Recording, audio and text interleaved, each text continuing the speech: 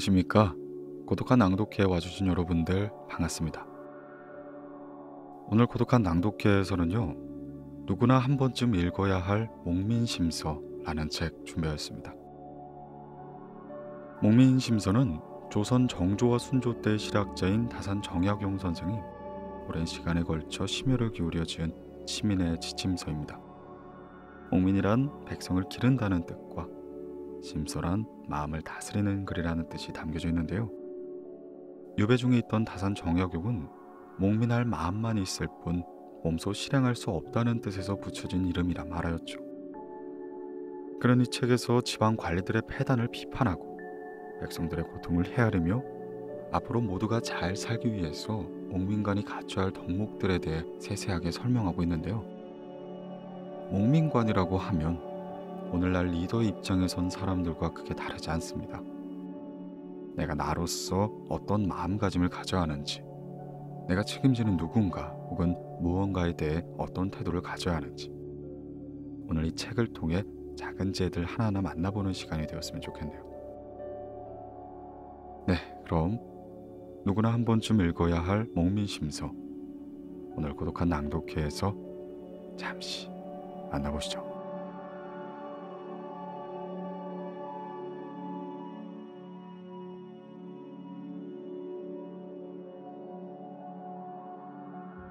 누구나 한 번쯤 읽어야 할 목민심서. 미린의 공방편저. 출판사 정민미디어. 벼슬에 나아갈 때와 물러설 때. 타관 가구나 목민치가는 불가구야니라. 다른 벼슬은 다 욕심을 부려 구해도 좋지만 목민관만큼은 욕심내어 구할 것이 못된다. 제배. 맹자의 제자였던 진전은 맹자에게 물었다. 옛날 군전은 어느 경우에 벼슬을 알 수 있었습니까? 그러자 맹자가 대답했다. 군전은 벼슬하러 나아가는 경우가 세 가지가 있고 벼슬에서 물러나는 경우 또한 세 가지가 있었다. 맹자는 그 각각의 경우에 대해 말해주었다. 첫째, 임금을 맞이할 때 경의를 표하고 예를 갖추어 장차 임금의 본부대로 행하겠다고 말하면 벼슬을 안다. 그러나 나중 가서 임금에 대한 예는 달라지지 않았지만 지시대로 행하지 않으면 벼슬에서 물러나는 것이야. 둘째, 임금의 명을 받아들여 행하겠다고 하진 않았지만 임금을 맞이함에 있어 경의를 표하고 예를 갖추면 나아가 벼슬을 난다. 그러나 나중에 임금에 대한 예가 달라지면 벼슬에서 물러나는 것이야. 셋째, 아침도 저녁도 먹지 못하여 굶주려 문 밖에 나서지 못하는 걸 임금이 듣곤 나는 크게 그의 도를 행하지 못하고 그의 권위를 받아들일 수도 없다. 그러나 내 땅에서 그를 굶어 죽게 하는 것은 나의 수치다 라고 하며 먹여 살려준다면 벼슬에 나아간다. 그러나 이 경우에는 죽음을 면하는 정도에서 그쳐야 하는 것이야. 목민관이란 백성을 다스려 기르는 관리라는 뜻으로 고을의 원이나 수령 등의 외직 문관을 통틀어 이르는 말이다. 지금으로 따지면 군수나 시장급의 관료들을 일컫는다. 다산 선생은 관직을 수행하는 일은 매우 어렵고도 중요한 일이라고 인식했다. 목민관은 비록 제후들보다 낮은 관직이긴 하나 제후들보다 그 임무가 100배나 더하다고 했다. 그러니 어찌 함부로 그 관직에 욕심을 내겠느냐 말이다. 목민관은 비록 덕망을 갖추었다고 하더라도 위험이 없으면 하기가 어렵고 하고 싶은 뜻이 있다 하더라도 명철하지 못하면 수행하지 못하는 관직이었다. 만약 능력이 없는 자가 목민관이 되면 백성들은 곧바로 그 해를 입게 되어 가난하고 고통스러운 삶을 살 수밖에 없는 것이다. 그뿐만이 아니라 백성들의 원망과 원혼들의 저주를 받아 그 재앙이 자손들에게까지 미칠 것이므로 절대 욕심부려서는 안 되는 자리라고 강조했다. 제벨은 청거에 의하지 않고 임금이 직접 벼슬을 내리던 일을 말하며 이는 재수라고도 한다.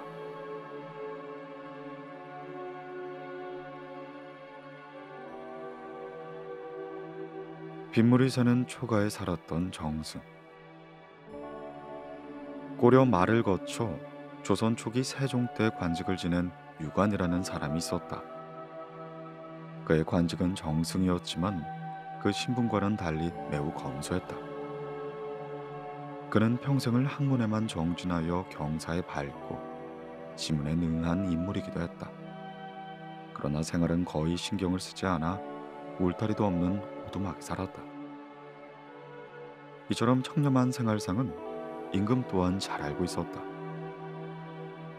그러던 어느 날 임금이 신하들이 모인 자리에서 말했다. 남의 이목도 있고 하니 유정승 집에 울타리라도 쳐주는 게 어떻겠소. 그러자 모든 신하들은 임금의 말을 받드는 말들을 한 차례씩 올렸다. 전하의 뜻을 받들어 그렇게 하도록 지시하겠습니다. 다만 유관의 성품으로 보아 집에 울타리를 치는 일도 마다할 것이 분명합니다. 하오니 밤에 몰래 작업을 해야 할 것 같습니다. 그 말도 일리가 있어. 좌우간 무슨 방법을 쓰든지 유정승의 심기가 불편하지 않도록 조심스럽게 일을 행하시오. 그렇게 해서 신하들은 유관의 식구들이 모두 잠든 후에 쥐도 새도 모르게 조용히 울타리를 쳐주었다. 이튿날 유관 또한 이 사실을 알게 되었지만 임금의 명이었다는 걸 알고는 자마오명을 거역할 수가 없었다. 그런데 그 일이 있은 뒤 또 다른 문제 하나가 발생했다. 여름이 되어 본격적으로 장마철이 되자 연일 장대비가 퍼부었다. 그러다 보니 허술한 유관의 초가집 지붕에 이상이 발생한 것이다.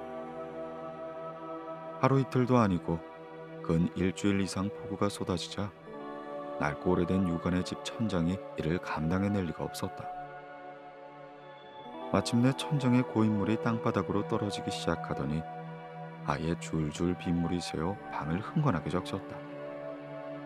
그래서 유관은 궁여지책으로 비를 피하기 위해 벽에 걸려 있었던 삿갓을 머리에 썼다. 그리고 옆에 있는 부인의 머리에도 삿갓 하나를 얹어주며 이렇게 말하였다. 부인, 우리는 그래도 행복한 사람들이요. 삿갓조차 없는 사람들은 이 장마철을 어떻게 지내겠어? 유관은 황희, 어조 등과 함께 세종 때의 대표적인 청백리로 꼽힌다.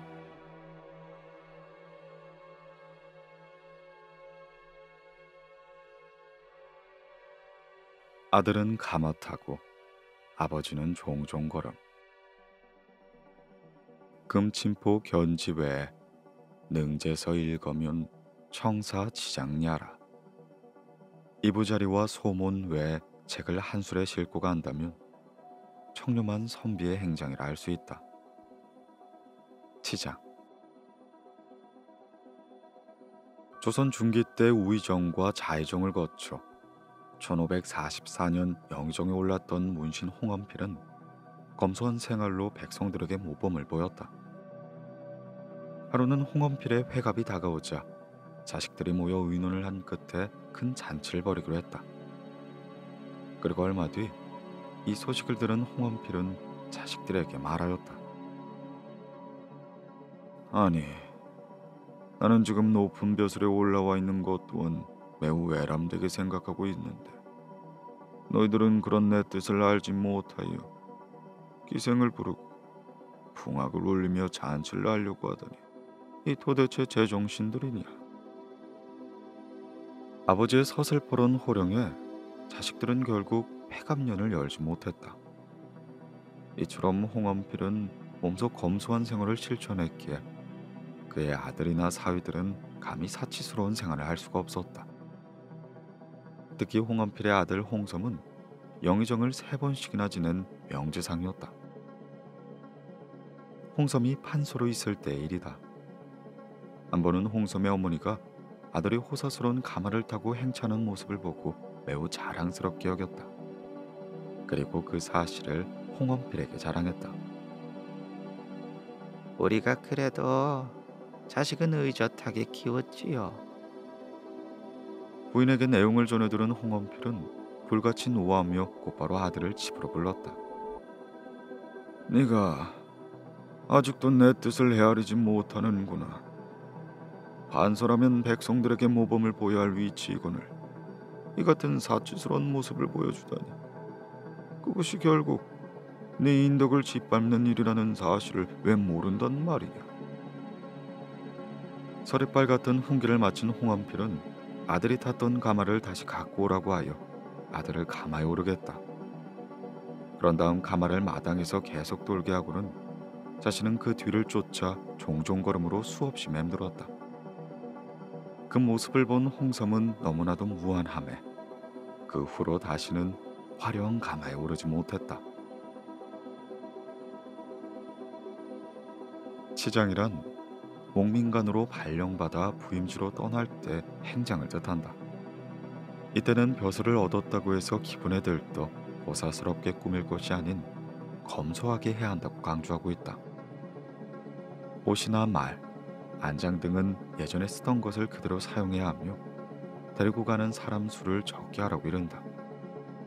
청렴한 선비는 그저 이부자리나 속옷, 책 등을 챙겨 술에 하나에 담아 길을 떠날 뿐이다.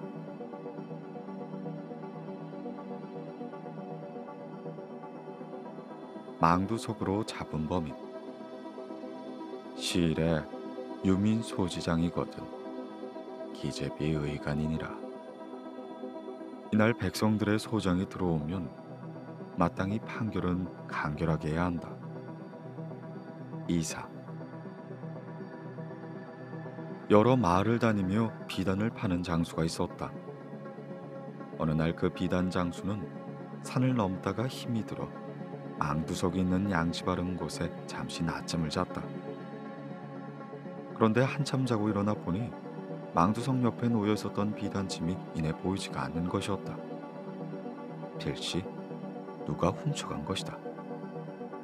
비단을 팔아 근근히 살아가는 장수는 이내 눈앞이 캄캄해졌다.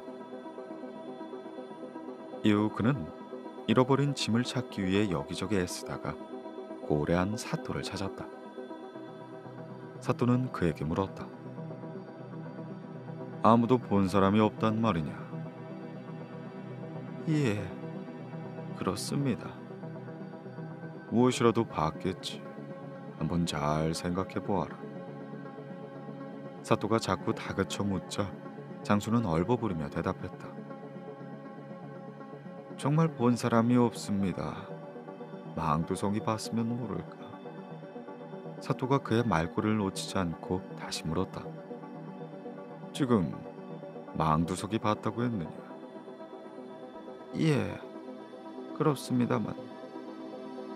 여보라, 그 망두석이 범인을 봤을 테니 속히 망두석을 잡아들여라. 사또가 명령을 내리자 포졸들은 망두석을 잡으려 우르르 몰려갔다. 하지만 망두석을 잡으러 가면서도 포졸들은 저마다 속으로 웃음을 참느라 얼굴이 벌겋게 달아올랐다. 아이고, 망두석이 뭘 봤다고 저러시는지 참. 사또께서 오늘 잠시 실성을 하신 모양이구만. 어찌되었든 명에 따라 포졸들은 망두석을 묶어다가 동원들에 엎어놓았다. 그러자 사또는 망두석을 향해 신문하기 시작했다. 그 망두석은 듣거라.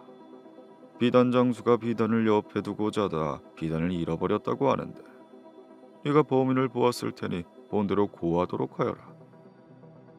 허나 망두석이 어디 말을 할 수가 있겠는가. 이내 아무 말이 없자 사또는 더욱 크게 말하였다. 여봐라, 저놈의 볼기를 매우 쳐라. 예? 볼기를 치라니요? 돌멩이에다 볼기를 찬들 무슨 소용이 있겠습니까? 포졸들은 웃으며 대꾸하자 사또는 다시 한번 말했다. 아니, 내 볼기를 치라면 칠 것이지 무슨 말이 많은가. 포졸들은 할 수 없어 곤장을 들고 망두석을 내려쳤다. 그러나 볼기를 칠수록 애꿎은 곤장만이 부러질 뿐 아무 일도 일어나지 않았다. 이 희한한 광경을 지켜보던 구경꾼들은 이내 폭소를 터뜨리기 시작했다. 보졸들과 아전들은 모두 웃음을 참으며 이내 수군거리기 시작했다. 그러자 사또는 얼굴을 붉히며 말하였다. 아니, 사또가 정사를 다스리는데 무엄하게 조수하고 저리도 소란을 피우다니. 저들을 곤장으로 다스려야겠구나. 이러한 명이 떨어지자 관청 안에는 일대 법석이 일어났다. 허둥지둥 도망을 가는 사람도 있었고 미처 달아나지 못한 30여 명은 보졸들에게 허리춤을 잡혀 옥에 갇히고 만다. 그런 다음 사또는 옥에 갇힌 사람들에게 이렇게 말하였다. 너희들은 사또인 내가 법으로 죄를 다스리는데 웃고 떠들며 소란을 피웠으니 이 죄를 어떻게 해야 하겠는가. 잘 듣거라. 그 죄로 하여금 비단 한 필씩을 가져오너라. 그러면 내 곤장을 치지 않고 너희들을 놓아줄 것이야. 그러자 옥에 갇힌 자들은 속히 나갈 욕심에 가족들을 시켜 비단 한 필을 가져오게 했다. 가족들도 법을 따지기 전에 우선 사람부터 꺼내야 했으므로 서둘러 비단 한 필씩을 가져오게 되었는데 그리하여 관청 안에는 비단이 여러 개 쌓이게 되었다. 사또는 비단 장수에게 장수의 것이 여기 있는지 찾아보라고 했다. 그러자 그는 눈을 동그랗게 뜨며 말하였다. 아니, 이것도 제 것이고 저것도 제 것입니다. 장수는 비단 여러 필을 들어 보이며 사또에게 연신 머리를 꾸벅였다. 사또는 즉시 비단을 내놓은 자들을 모두 불렀다. 이 비단을 어디서 샀는가? 사또의 물음에 사람들은 산 곳과 판 사람에 대해 고하였다. 지금 보졸들과 함께 비단을 산 곳으로 가서는 판소를 잡아들이도록 하여라. 그리하여 인근 마을로부터 비단을 훔쳐간 범인을 잡아오게 했다.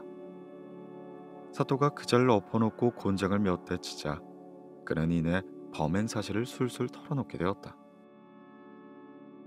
아이고, 제가 망두석 옆을 지나가다가 순간적으로 욕심이 생겨 가져왔습니다. 정말 죽을 죄를 지었습니다. 애꿎은 망두석의 볼기에 곤장을 칠 때 웃던 사람들은 사또의 지혜에 감복하며 이내 머리를 조아렸다.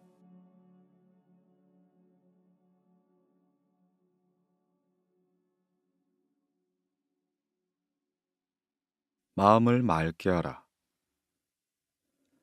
염자는 목지 본부이며 만선지원이며 재덕지근이니라. 불렴이능 목자는 미지유야니라. 청렴은 목민관의 기본 의무이고 모든 선의 근원이며 모든 덕의 근본이다. 청렴하지 않은 마음으로 목민관 노릇을 할 수 있는 자는 아무도 없다. 청심. 청심이란 말 그대로 마음을 맑고 깨끗하게 하는 것이다. 꼴을 다스리는 목민관이 청렴하지 않으면 온갖 비리가 생겨나고 그 비리로 인해 기강이 해이해져 백성들은 도탄과 무질서에 빠질 수밖에 없다. 다사는 청렴이란 목민관의 기본 의무이자 모든 선의 원천이요 모든 덕의 근본이다. 청렴하지 않고는 목민관을 할 수 있는 자는 없다 라고 말했다. 게다가 우리나라의 청백리로 꼽히는 관리의 수가 매우 적은 것에 대해 다음과 같은 글을 통해 개탄을 금치 못했다. 우리 조선의 청백리라 불리는 자가 모두 110명인데 대주 이후엔 45명, 중종 이후엔 37명, 인조 이후에 28명이니라. 경종 이후론 정백리의 자치가 완전히 감추어졌고 나라는 더욱 궁핍해졌으며 백성들은 더욱 가난해졌으니 이 어찌 안타까운 일이 아닌가. 지난 400여 년 동안 벼슬에 앉은 자가 수천 수만 명일진데 그 중에 정백리로 꼽히는 자가 겨우 100명이 그쳤으니 참으로 사대부의 수치가 아니고 무엇이겠는가. 비록 재물을 얻는 것은 마음에 두었다 하여도 마땅히 정림한 관리가 돼야 하는 이유는 지체와 문별이 화려하고 재주와 명망이 가득한 사람 또한 돈 수백 구러미 때문에 모함에 빠져 관직을 잃고는 유배를 떠나는 일이 허다하기 때문이니라. 비록 세력이 높고 상황이 유리하여 형벌을 면할지라도 여러는 그 비루함에 비난을 퍼부을 것이요 정한 명망 또한 다시는 찾을 수 없을 것이야. 다사는 관리가 청백하지 않은 것을 가장 큰 수치라고 여겼다. 아무리 낮은 자리라도 관직에 하는 자가 천명하지 않으면 아무리 관직이 높은 세력 등을 등에 업었을지라도 백성들로부터 받는 질타와 욕은 피해갈 수 없다고 덧붙였다. 이처럼 예나 지금이나 청렴이라는 덕목은 관리가 생명처럼 귀하게 여기고 반드시 지켜야 할 요소이다.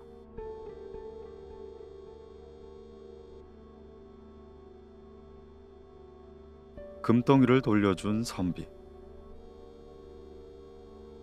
고로 자고이해로 법지 십지사는 무불이렴 위훈이탐 위계하니라.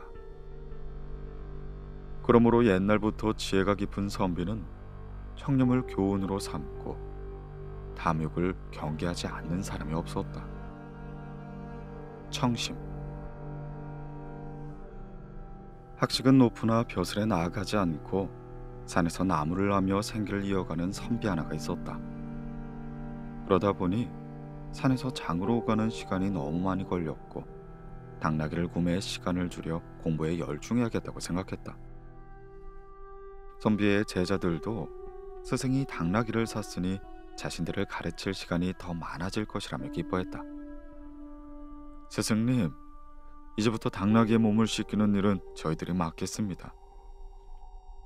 그러고는 물가로 당나귀를 끌고 갔다. 그런데 갑자기 당나귀가 재채기를 하더니 주먹만한 금덩이 하나를 뱉는 것이 아닌가. 제자들은 재빨리 그 금덩이를 스승에게 보여주었다. 스승님, 당나귀를 씻기다가 이게 나왔습니다. 이제부터 스승님께서는 나무 파는 일 따윈 하지 않아도 될 것 같습니다. 제자들은 환하게 웃으며 기뻐했지만 스승의 얼굴은 그렇지 않았다. 선비는 금덩이를 들고 곧장 장으로 달려갔고 얼마 지나지 않아 빈손으로 돌아왔다. 한 제자가 의아하며 물었다. 아니 스승님, 벌써 금덩이를 파신 겁니까? 아니, 그 금덩이는 본래 내 것이 아니기에 내 주인에게 돌려주고 오는 길이다. 아니, 스승님께서는 정당하게 돈을 지불하여 당나귀를 사셨고 그 당나귀 입에서 금덩이가 나왔으니 당연히 금덩이도 스승님 것이 아닙니까? 그러자 선비는 빙그레 웃으며 제자에게 말했다. 나는 당나귀를 산 일은 있어도 금덩이를 산 일은 없구나.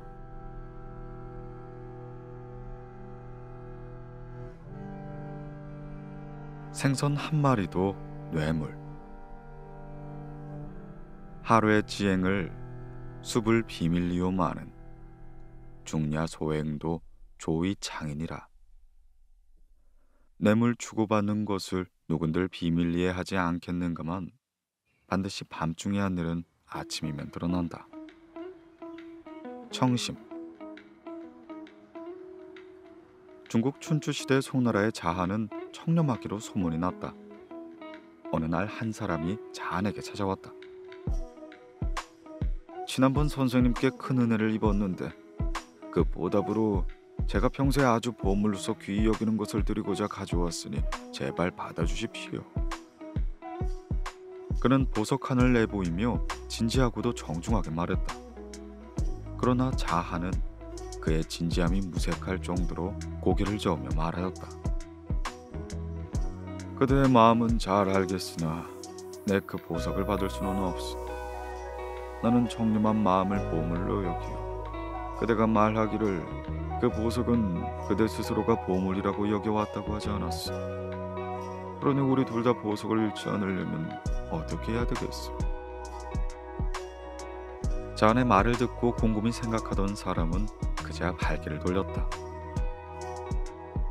종국시대 때 자산이란 사람도 청렴하게 이를 데가 없었는데 대부 자리에 있었기 때문에 이따금 그에게 찾아와 벼슬자리를 부탁하는 사람이 있었다. 하지만 그는 그때마다 그들을 따끔히 혼을 내거나 달로 돌려보냈다. 하루는 자산의 집으로 점잖은 사내 하나가 찾아왔다. 집에 찾아온 손님이니 자산은 그를 정중하게 맞이했다. 며칠 전 제가 생선 한 마리를 댁으로 보낸 일이 있었는데 기억이 나시는지요? 오늘은 그때 일에 대한 대부의 뜻을 알고자 일이 찾아온 겁니다. 사내의 말에 자산은 잠시 생각하다가 그때 기억이 떠오른 듯 고개를 끄덕였다. 그때 제가 보내드린 생선을 왜 다시 돌려보내셨습니까? 자산은 대답했다. 그 생선을 받으면 내 마음이 편치 않을 것 같아 돌려보냈소. 아니, 대부께서는 생선 요리를 싫어하십니까? 아유, 싫어하다니요. 제가 제일 좋아하는 음식이 생선 요리입니다. 아니, 그렇다면 제가 보내드린 생선을 되돌려 보내신 까닭이 더욱더 궁금해지는군요. 사내는 이상하다는 듯 고개를 가우뚱거렸다. 그러자 자산은 미소를 지으며 말했다. 오해하지 마십시오. 단지 그 생선을 받게 된다면 내 음식을 먹지 못할 것 같았습니다. 더욱 알 수 없는 말씀만 하시는군요. 만약 그때 생선을 받았더라면 지금까지도 양심에 걸려 아무 음식도 먹지 못했을 것이오. 아니, 그깟 생선 한 마리 때문에 양심에 걸리다니. 마음이 변치 않으면 아무리 맛있는 음식을 먹어도 소화가 안 되는 것이오. 더군다나 그 생선을 받은 것이 잘못되어 제가 벼슬자리에 물러나게 된다면 이 얼마나 불행한 일이겠소. 하지만 그때 그 생선을 받지 않았기에 지금도 마음 편히 맛있는 음식을 먹을 수 있고 또한 아직까지 벼슬자리에 머물러 있는 것입니다. 사내는 골똘히 생각하다 이렇게 말하였다. 대부께서는 제가 보내드린 생선 한 마리를 뇌물로 여기신 겁니까? 자산은 그의 질문에 설명을 덧붙였다. 예로부터 이런 말이 있어. 남의 오이밭에 들어갔을 땐 신발끈을 고쳐 매지 말고 남의 자두나무 밭에 들어갔을 땐 갓끈을 고쳐 매지 말고. 그래서 보내주신 생선이 먹음직스럽게 생겼지만 내 그 같은 오해를 받을까 돌려보낸 것이오. 사내는 그제 의문이 풀린 듯 고개를 끄덕였다. 성인을 무시한 것 같아 죄송하게 생각합니다. 다만 나라의 녹을 먹는 자라면 생선 한 마리가 아닌 생선 비늘 한 개라도 받아서는 안 되지요. 그런 쓸데없는 오해 때문에 일을 하지 못한 채 전전긍긍하는 사람을 많이 보았습니다. 사내는 자산의 말에 크게 감동하여 밖으로 나서면서 이렇게 말하였다. 이 나라 관리들이 모두 자산과 같이 정름한 마음만 가지고 있다면 천하통일이야말로 눈앞에 이루어질 텐데 말이야.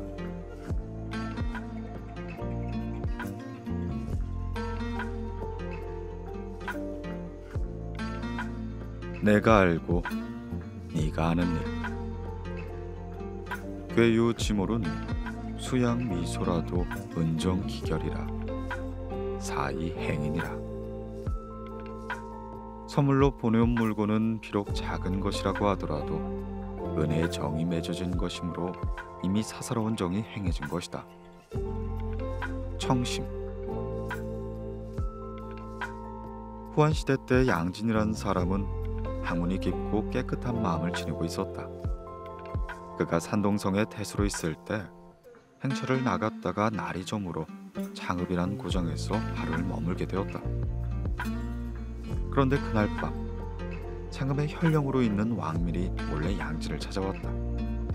왕밀은 예전 양진의 추천으로 벼슬에 오른 사람이었다. 아이고, 대수님을 만나뵙게 되어 얼마나 다행인지 모르겠습니다. 제가 지난날에 대수님의 은혜를 입어 오늘날 이 자리에 오르게 되지 않았습니까? 이 평소에도 그 고마움을 늘 생각하고 있었는데 오늘에야 그 은혜를 갚게 되어 기쁘기 한량이 없습니다. 그러면서 왕밀은 품에서 보자기 하나를 꺼내어 왕진에게 슬며시 내밀었다. 아니, 이게 무엇인가? 양진은 왕밀에게 물었다. 예, 예전에 베풀어 주신 은혜를 조금 갚기 위해 제가 준비한 황금 10건입니다. 그러자 양진은 버럭 화를 내며 소리쳤다. 이게 무슨 짓인가? 내 이런 것을 받으려고 자네를 추천한 줄 아는가? 아이고, 대수님의 성격이 강직하다는 것은 세상 사람들이 다 아는 사실입니다. 허나 이것은 뇌물이 아니었고 저의 마음이니 부디 거절하지 마십시오. 왕밀은 사정하다시피 머리를 조아리며 양진에게 황금을 건네려고 했다. 하지만 그럴수록 양진은 더욱이 완고했다. 내 성격을 잘 안다는 사람이 왜 이렇게 사람을 귀찮게 하는가? 대수님, 지금은 한밤중입니다. 그리고 저와 단둘밖에 없으니 누가 이 사실을 알겠습니까? 그러자 양진은 왕밀이 딱하다는 듯 이렇게 말하였다. 참 딱한 사람이구먼. 어찌 그리 생각이 좁은가? 아니, 무슨 말씀이십니까? 아무도 모른다는 말은 당치 않은 말일세. 하늘이 알고 땅이 알고 또 자네와 내가 알고 있는 사실인데 어찌 아무도 모른다고 하겠는가?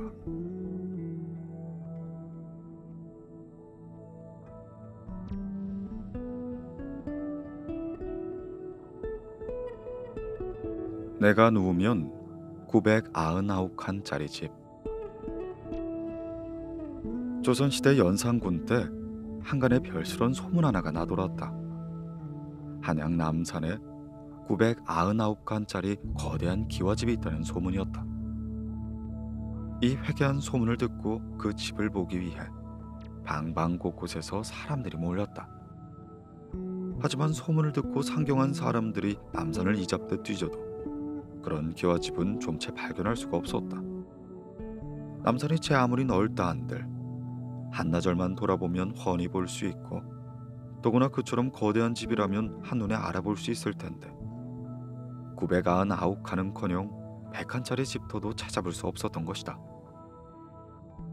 그렇게 허탕을 친 구경꾼들은 씁쓸한 심중을 곱씹으며 고향으로 발길을 돌리곤 했다. 그러던 어느 날 경상도에서 올라왔던 한 선비가 한나절 내내 남산을 돌아본 뒤 어느 허름한 오두막집으로 들어갔다. 인근에 주막도 없고 하여 물 한 모금을 청해 마실 심산이었다. 그 집은 사람 두셋이 누우면 족할 만치 비좁을 뿐만 아니라 외양간도 누추하기 짝이 없었다. 선비가 집 안으로 들어가면서 기척을 하자 방에서 기침 소리가 나왔다. 선비는 슬며시 방문을 열어보았다. 조심스레 방의 동정을 살피던 그는 안에 있는 사람을 보고 깜짝 놀랐다. 비록 남루한 옷을 걸치고 있기는 하나 그 기품이 당대의 재상 못지않은 양반 하나가 좌정을 한 채 글을 읽고 있었기 때문이었다. 아니나 다를까 그 양반은 바로 당대 최고의 학자이자 육판소를 두루지낸 명재상 홍기달이었다. 선비는 안으로 들어가 자신이 먼 경상도 땅에서 이곳 남산까지 찾아온 경위를 말했다. 그러자 홍기달은 벙긋 웃으며 말하였다. 아이고, 아마도 내가 주위 사람들에게 한 말이 잘못 전해진 모양이구려. 비록 허름한 오두막이지만 내가 이 방 안에 누우면 999칸의 사색을 하고도 여분이 남는다는 말을 자주 했었는데 그 말이 와전된 것 같구려. 한나라의 재산까지 지낸 사람이 이토록 청빈하고 깨끗한 마음을 지낼 수 있다는 것에 감동한 선비는 공기달에게 큰 절을 하고 이내 경의를 표하였다.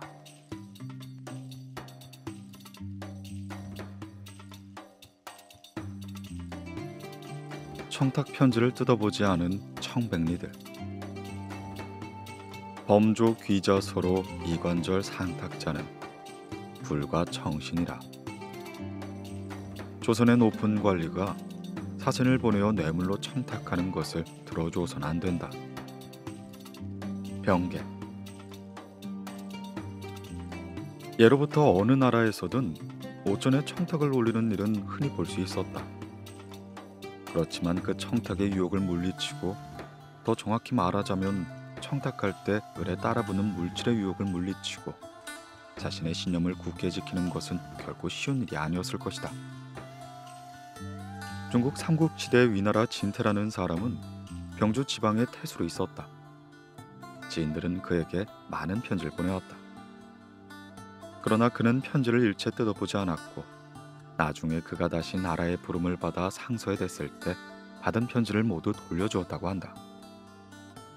또한 조염이란 사람도 청주에 자사로 있으면서 요직에 있는 지체 높은 사람들로부터 온 청탁 편지를 모조리 물속에 버렸다.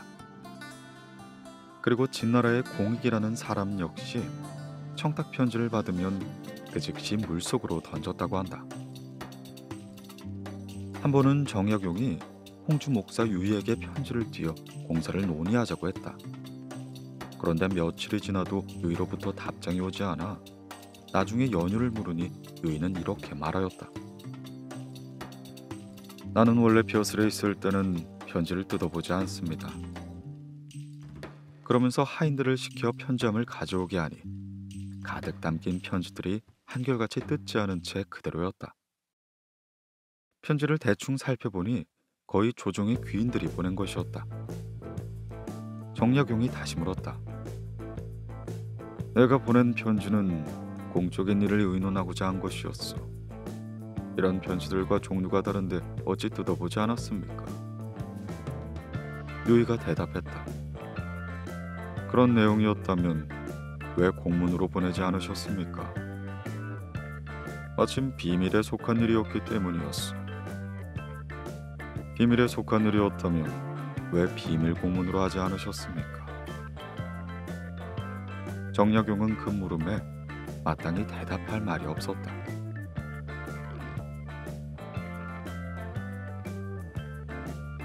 새냥 주고 뗍질한 엽전 한냥.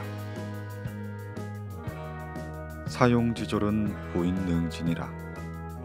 공고지졸은 민손 능진이라. 시공여사라야 사연 모겨라. 자기 것을 절약하는 일은 보통 사람도 할 수 있지만 공고를 절약하는 일은 드물다. 공물을 사물처럼 보아야 어진 목민관이라 할 수 있다. 절용.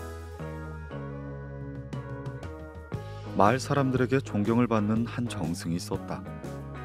하루는 정승이 하인을 불러 테두리가 떨어져 나간 엽전 한 냥을 주며 이렇게 말하였다.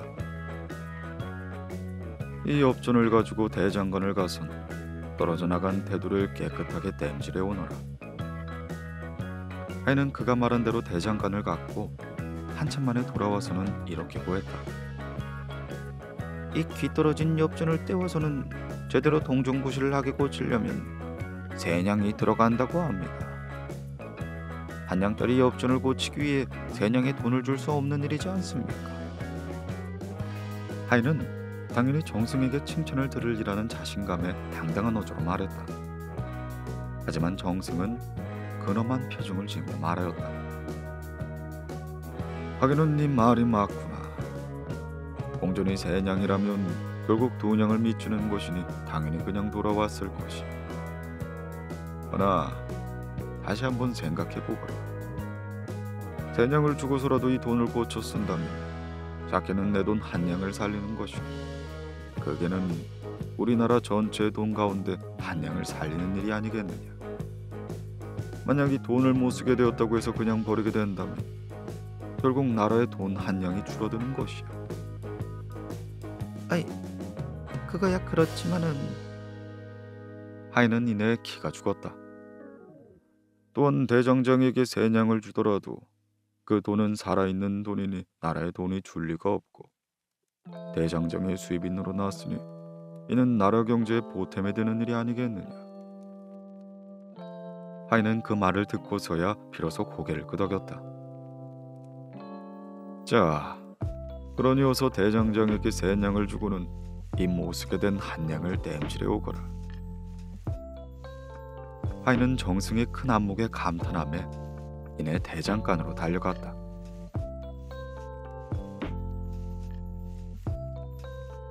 톱밥도 아껴두면 쓸모가 있다. 천지생물하여 영인 향용이니라. 능사일몰 무기여야 사가왈선 용제아니라. 천지가 만물을 낳아 사람으로 하여금 누려 쓰게 한 것이니 하나의 물건이라도 버리지 않아야 재물을 잘 쓴다고 말할 수 있다. 전령. 중국 진나라의 형주고을의 도가는 물건을 함부로 쓰는 자를 엄하게 다스렸다. 음식을 남기는 것은 말할 것도 없고 배춧잎이나 실 한 올까지도 헛되이 쓰는 법이 없었다. 그는 부하들에게 나무를 자를 때 생기는 톱밥까지도 빠짐없이 챙겨두라 명하였다. 아유, 나으리, 톱밥을 무엇에 쓰시려고 모아두라 하십니까?